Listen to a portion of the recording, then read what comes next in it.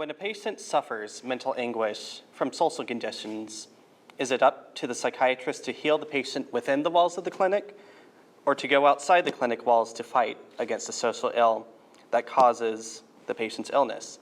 The Martiniquais psychiatrist Frantz Fanon grappled with this problem when he embarked on his assignment in Algeria, which was at the time in the midst of throwing off the shackles of French colonialism in a brutal war of independence. In his lecture, The Meeting Between Society and Psychiatry, Fanon offers us, perhaps facetiously, a definition of the normal individual. He states, "The normal individual," it is also said, "is someone who does not make a fuss." We see this all the time in our everyday lives. Normalcy is conforming to the acceptable norms of behavior, not interrupting or shocking the other from their daily routines. Fanon was at great pains to find the healing he loved to do in the mix of policing and the disciplinary work he loathed as a psychiatrist. There comes a time, however, where it is unethical, harmful, even suicidal to be normal and not cause a fuss. In Black Skin, White Masks, Fanon describes the deeply political trauma of his patients. He writes, "The black problem is about the black man exploited, enslaved, and despised by a colonialist and capitalist society that happens to be white. With this as the object cause of his patient's suffering, how could he just teach a few breathing exercises and send his patients on their merry way?" By the end of his life, he found the best provisional cure for colonial neuroses.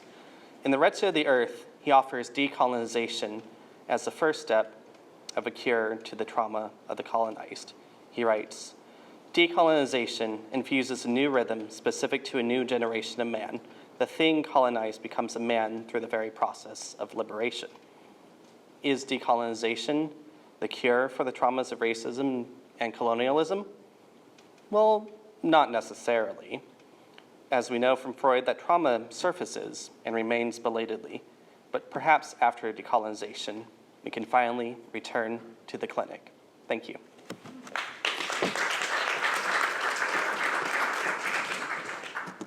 All right, questions? Yeah, thanks.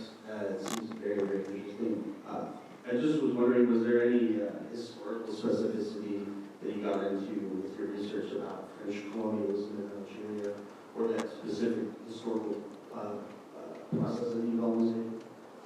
Yes, so the really interesting thing, this project was not just about Fanon. It was about Mustafa Safwan, who was an Egyptian psychoanalyst who did most of his work in France, and also Edward Said, who was a literary critic who used psychoanalysis to analyze the apartheid and occupation of his native Palestine.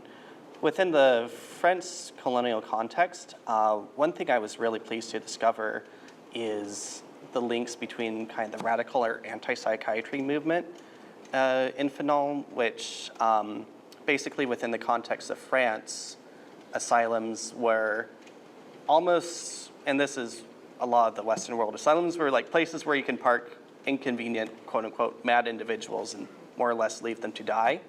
But through a lot of the anti-fascist resistance movements, a lot of French radical psychiatrists some of them are Jean Horry or Felix Guattari, they took to critiquing madness and working with their patients. So Fanon took this model and kind of used it in his practice of in Algeria, where treating people fighting against the French occupation were able to have this more liberatory, less carceral treatment of mental illness.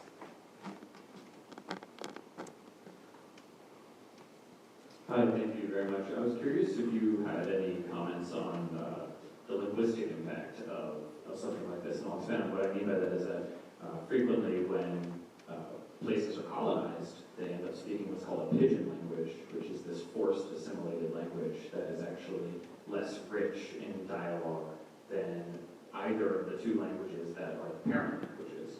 And so I was curious if there's any information on kind of the seeing people unable to express their emotions or thoughts adequately because they're speaking these pidgin languages. Within kind of my research so far for this project, I haven't looked as much into the linguistic element, but thank you for that question because it's a really rich part of psychoanalysis. As Lacan says, the unconscious is structured like a language. So if the language is mutilated, then the psyche also would be mutilated.